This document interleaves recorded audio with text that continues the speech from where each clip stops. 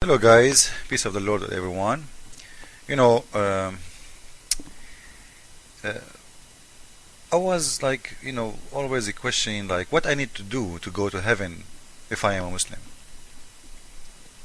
And the Muslim says to you, Islam teach you to behave, Islam teach you how to be a good person, Islam teach you, Islam teach you. I did not get it. Their prophet, this is Sahih Bukhari, and again, this is the official government website of Saudi Arabia. As you see, the Kingdom of Saudi Arabia official government website. It's not our website. This is not a Christian website. You can reserve to do Hajj. As you see, Kingdom of Saudi Arabia, Islamic Ministry of Islamic Affairs. This is very, very, very extremely Islamic website. So now this is Sahih al-Bukhari. And in Sahih al-Bukhari is telling us who is really going to go to heaven.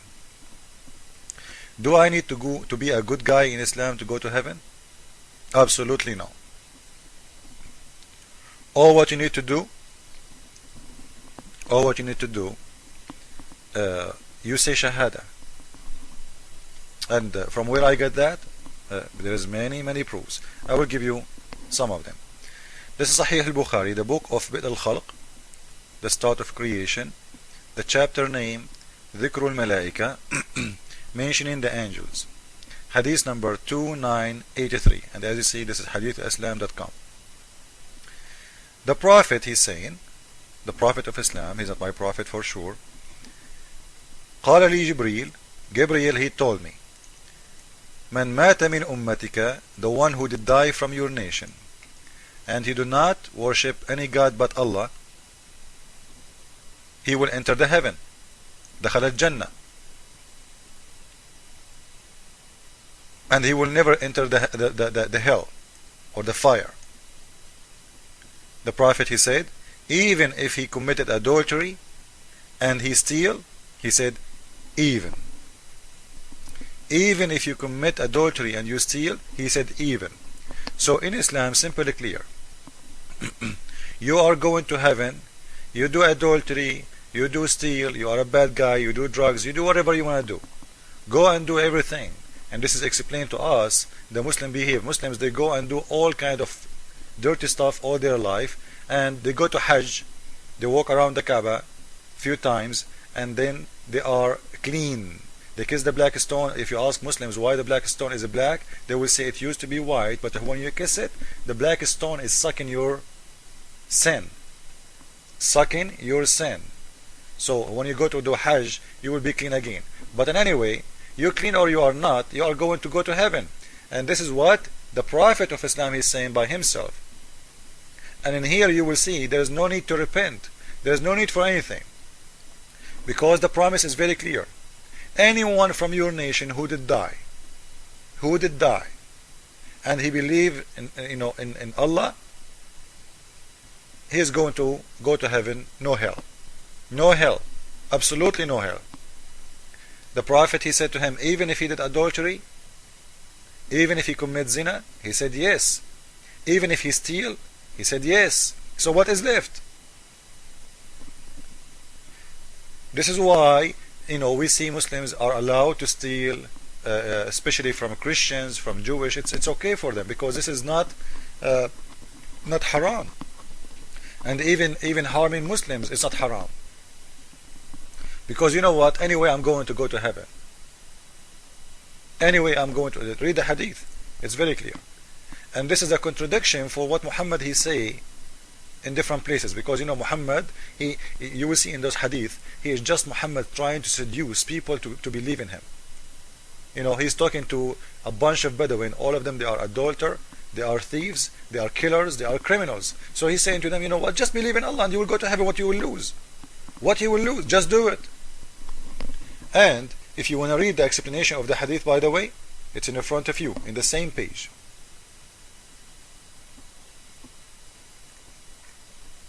Thank you. Now this is another hadith from Sahih al-Bukhari, the same story, hadith number 5379. Because always I know Muslims, they will say, oh, this is the only hadith. I can give you tons of them. So Sahih al-Bukhari, the book of al-Libas, the chapter name, the white clothes. The book name is the clothes, or the clothing. Hadith number 5379. The Prophet of Islam said that everyone, he will enter the heaven if he believe in Allah. Anyone from his nation.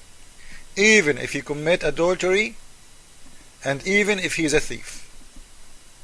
And he said this will happen, if Abi Darda like it or not. Abu Darda means Satan.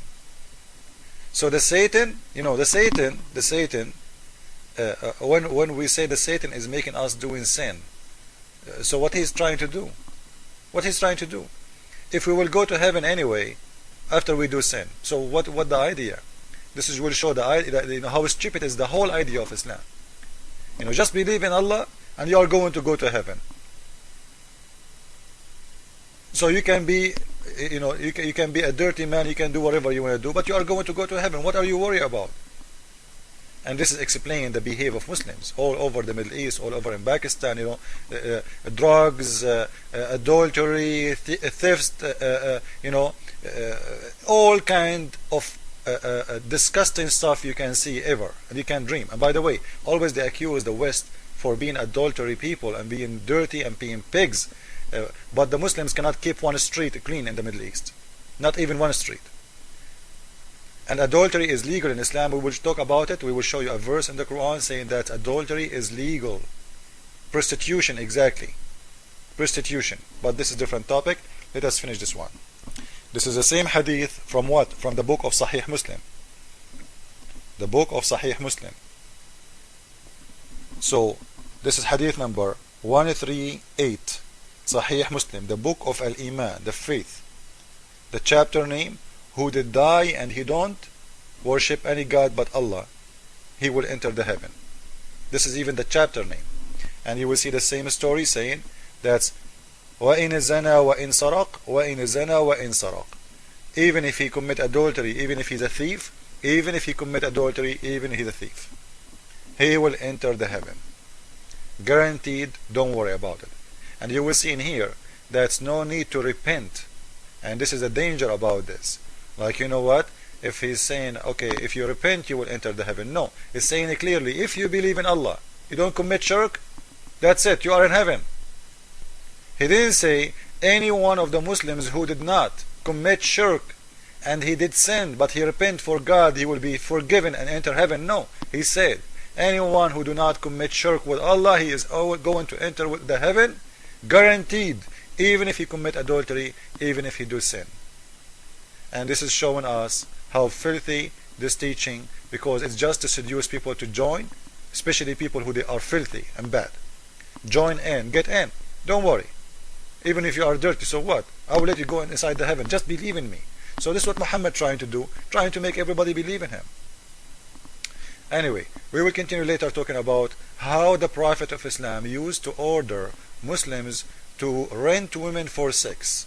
The Muslims now, they call it temporary marriage. There is no marriage by renting women. As long as you are paying money for one night stand, how you call it marriage?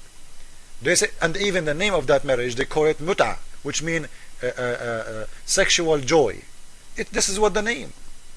So how you call it marriage? The marriage is something you do to establish a family.